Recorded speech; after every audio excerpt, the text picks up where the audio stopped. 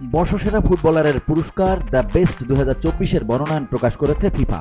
ছেলেদের ফুটবলে মনোনীত 11 ফুটবলারের মধ্যে আছেন Vinicius junior, Rodri, Kylian Mbappe. তাদের সঙ্গে তালিকায় জায়গা পেয়েছেন লিওনেল মেসিও।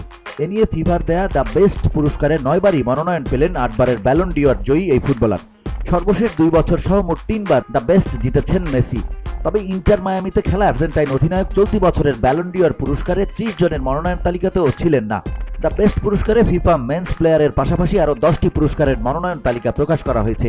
এর মধ্যে ছেলে ও মেয়ে 2 বিভাগে বর্ষসেরা খেলোয়াড়ের সঙ্গে আছে বর্ষসেরা কোচ, বর্ষসেরা গোলকিপার, বর্ষসেরা একাদশ ও বর্ষসেরা গোলের পুরস্কার।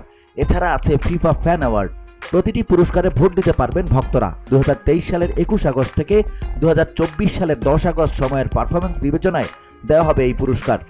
মূলত ফিফার প্রতিটি সদস্য দেশের অধিনায়ক, কোচ এবং সংবাদ মাধ্যমের প্রতিনিধির ভোটে নির্বাচিত হয় এই পুরস্কার প্রাপ্তদের।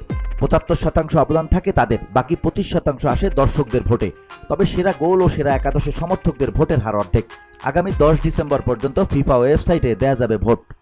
বর্ষসেরা কোচের তালিকায় মনোনয়ন পেয়েছেন রিয়ালের কার্লো আনচেলত্তি, আর্জেন্টিনার লিওনেল স্কালোনি, স্পেনের Luis de la Fuente, Man সিটির পেপ গার্দিওলা ও লিভারকুসেনের Xabi Alonso. VOD Bangla news desk.